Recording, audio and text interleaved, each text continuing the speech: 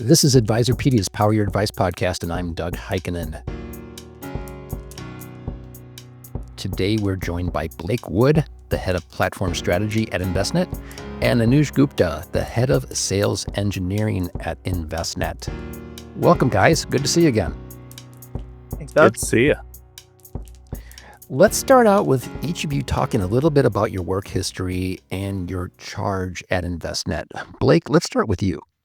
Yeah, so I've been just over 20 years at Envestnet in all sorts of various roles, but now, for the last year or so, I've been heading up platform strategy for Envestnet. And what that really is focused on is how do we bring together all of the capabilities that we have across Envestnet into a more unified journey and experience for the home office, the advisor, and the family, and as well as our partnership network. So how do we bring in those other capabilities and platforms into the investment ecosystem that we can partner with to deliver better outcomes for the advisors and the families they serve? Super. Anuj, head of sales engineering. Talk about that. And thanks, Doug. So actually, this month will be 10 years at Envestnet, and I was with a firm for 14 years prior to that, which was an RIA working with high net worth investors. So a lot of experience just in the wealth management space, specifically in Envestnet. Lead a team that think of us as really sit in between sales and product. So we're a team made up of subject matter experts that really know all the ins and outs of the various Envestnet platforms. And then we spend most of our time directly with firms and advisors, understanding what do their businesses look like, what do their practices looks like, what do their tech stacks look like, and then how does Envestnet help in various areas of their practices, both their field advisors, internal processes, data strategies, really. So best practices on how to use Envestnet. That's great. Let's get into it. So Blake, I'm going to start with you. Envestnet's 2020 platform introduced multi-harvest tax simulations and ISP-light enhancements. How do these updates address persistent pain points for advisors managing complex client portfolios? These are two examples of helping to scale a more personalized experience, both for the advisor and the investor. By helping the advisor to scale tax harvest simulations, we help them meet the unique tax budgets of the different families they serve at scale. With the ISP, we're enabling the advisor to more personalize his or her story and value proposition to the families that they aim to serve or already serve. And we plan to continue to invest in helping advisors scale their investments and brand and value propositions, along with being able to help to deliver personalized investments at scale. Anuj, AI is all over the place, and with 77% of wealth firms reporting improved decision-making via AI, how's Envestnet embedding predictive analytics into its platform while preserving the human advisor's role in client relationships? So, Doug, great question. As you can imagine, AI is all over our strategy and all over our roadmap. So, where you're really seeing Envestnet really use AI, think of from a technology perspective, it goes beyond just workflow automation, meeting prep, those types of things, which are critical, right? Which are baseline needs that are out there.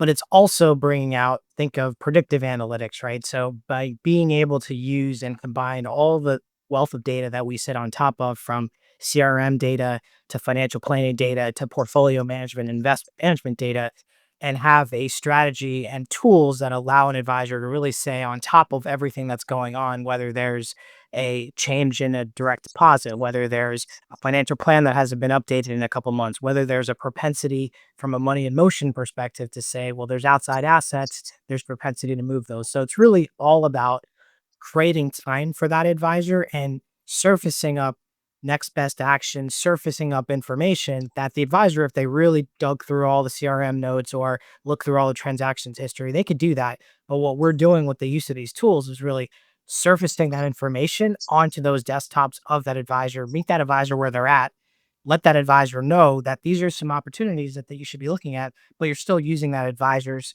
intuition, that advisor's knowledge of that client to really act on those recommendations and those insights to basically make good decisions for their investors. So it's a tool, but it's a tool that goes beyond just workflow automation. It's really encompassing on just helping that advisor do better for their investor.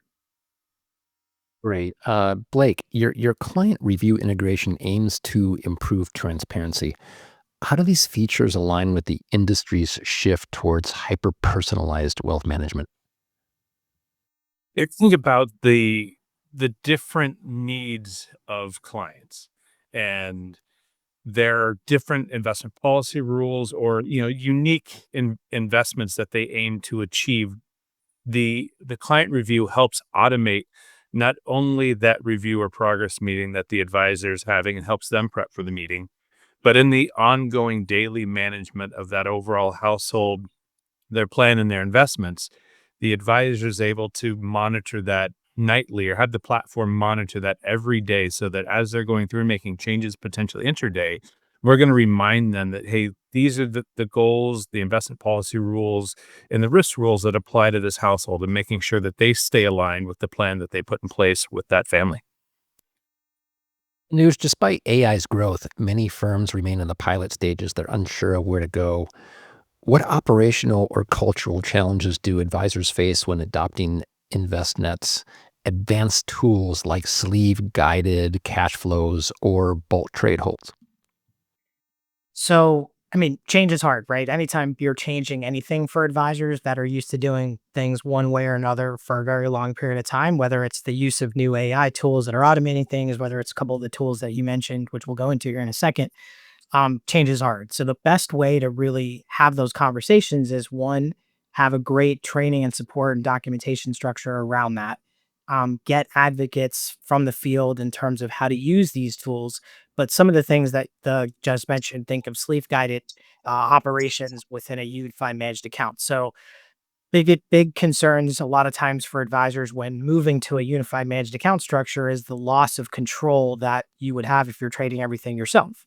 So the use of these sleeve guided tools say, well, let me maintain some of that control to say, well, I want to target this deposit here. I want to target this withdrawal here, but still do it in a structure that I'm not calling five different SMA managers to move money around. So you're still giving that advisor that edge. You're still giving them the ability to have that level of control, but you're just doing it in a more operationally more efficient way that still enables up, creates time for them, but still allows them to do what they need to do for their investors.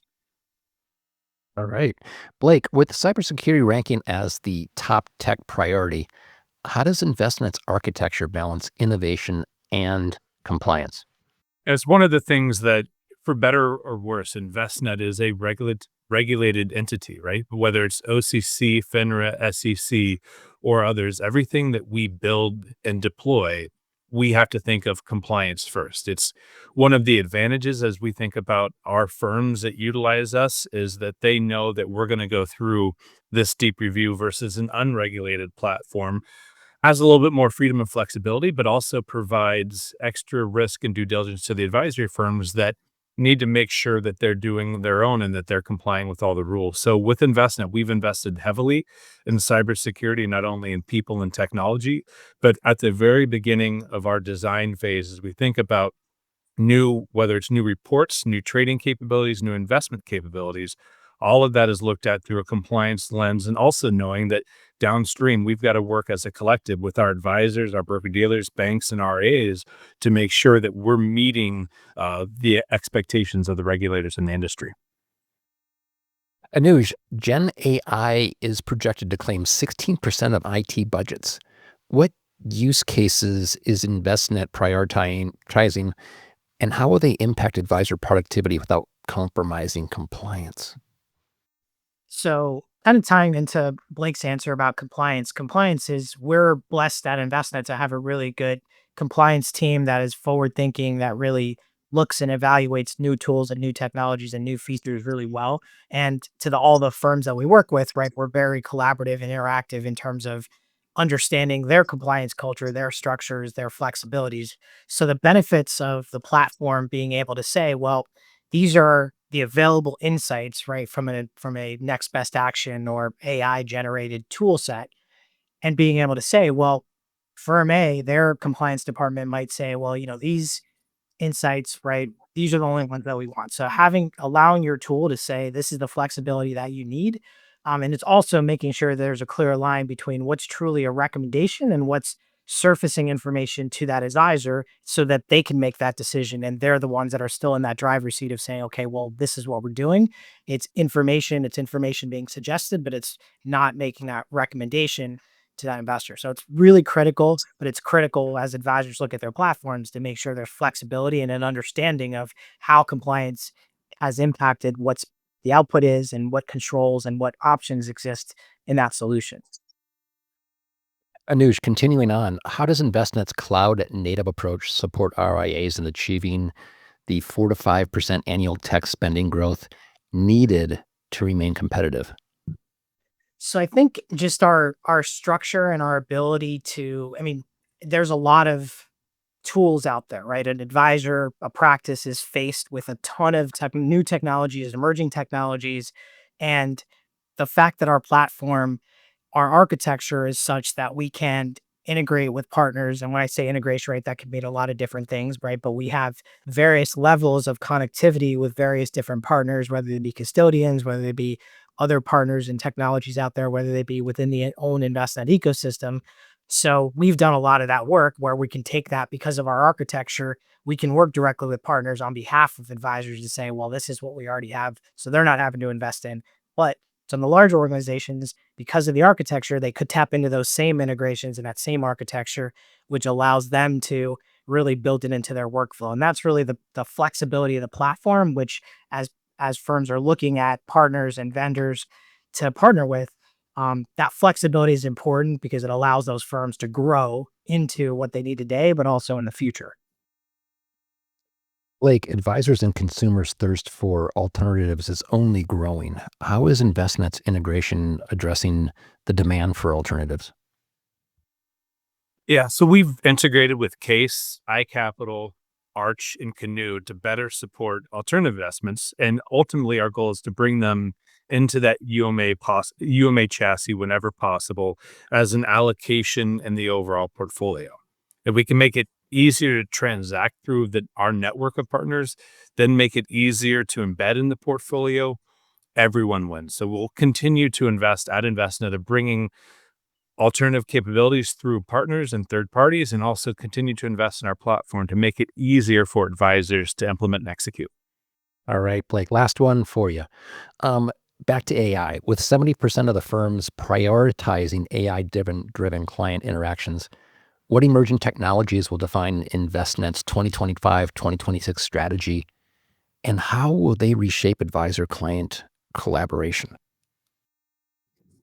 At Envestnet, we're looking at AI from a conservative lens somewhat. We're looking at a lot of ways, how can we help scale our own delivery capabilities and operations and development? How can we help scale design and implementation of new features? And then how can we layer that on data so that we can provide embedded insights, next best actions to advisors? And a lot of things we talked about earlier as well, you pair that all together, we're giving advisors more time back, and they can repoint their staff and themselves to deeper conversations with the families they have, to deliver and deploy additional services to support those families.